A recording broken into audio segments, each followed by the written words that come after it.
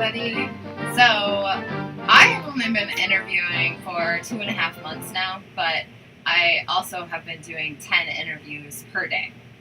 So I've done a lot of them, and I thought it would be beneficial to do a video on the biggest things people do to fail their interview.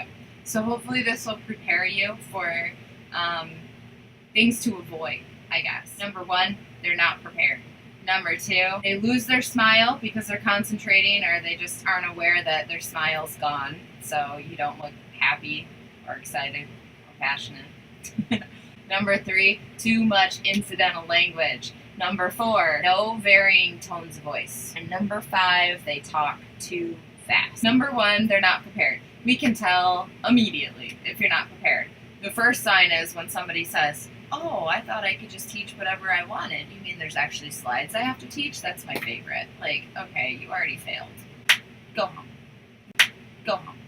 I'm just kidding, but not really. Be prepared. If you're coming to an interview like this, you should know what you're teaching and be prepared for it. Definitely be prepared. There's enough videos out there on YouTube. I have a video that tells you step by step exactly what I'm going to say and what to expect. Be prepared. What was the number two? Don't lose your smile. Be passionate and smile the entire time you're doing that demo, because the same thing I tell all of my applicants when I'm interviewing them, like, your student may not understand. Do you understand the words that are coming out of my mouth? They do understand that your smile means you're friendly. We need to create a warm and friendly atmosphere. Now, if I'm just sitting here and I've got my resting face on, a kid doesn't feel warm and welcome, and they're like, yeah, I'm not responding to you, because they might be scared, or you're just not fun, or whatever the case may be. So even if you're just not smiling because you're nervous, it still counts against you. Smile the entire time. That's a simple point, okay? Number three, incidental language goes hand in hand with talking too fast. Do not forget that you are teaching a level 1 Chinese student with little to no English ability whatsoever. A level 1 student doesn't even know how to introduce themselves most of the time.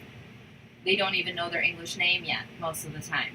So if you go on there talking really fast, and you're asking all these questions, or your language, your incidental language, things that you don't need to say, oh yeah, let's practice, let's say. You can say simple things like that slowly, but don't say it all together and a whole bunch of adjectives and details that they're not going to understand. That'll fail you real fast. Tones of voice, last but not least. You want to vary your tones of voice.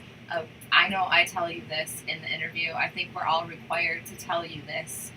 But don't speak monotone. Don't be boring. So if you want to pass the Magic Ears interview, you need to vary your tones of voice. Here's a couple ideas for that. You can talk loud. Big N. Little N. Also use your TPR. Big N. Little N. You can talk like a baby. Big N. Goo goo gaga. Like, you can talk like a robot. You can sing it. Big N. Na na na na na na na. Like, whatever. But you need to vary your tones of voice. Use facial expressions, like, make your eyes big and small, and just have facial expressions. Be exciting, because you need to be something for these kids to look at. And the same thing I usually tell my applicants, these poor babies have spent all day long in school. They come home, they have 3 to 4 hours of homework. They have, 3 or 4 extracurricular activities. Mom's making them play the piano or some other instrument. They've got swimming lessons, and then they... Here, now you're taking English lessons while you're eating your dinner.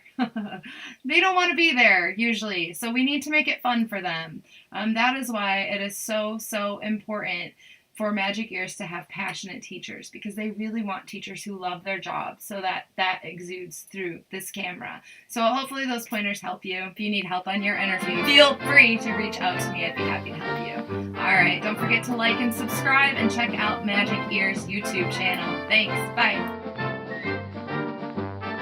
The number one thing, well, let me tell you what they all are first, and then I'll go through in details, okay? Okay, so let's go through these one by one. Feel free.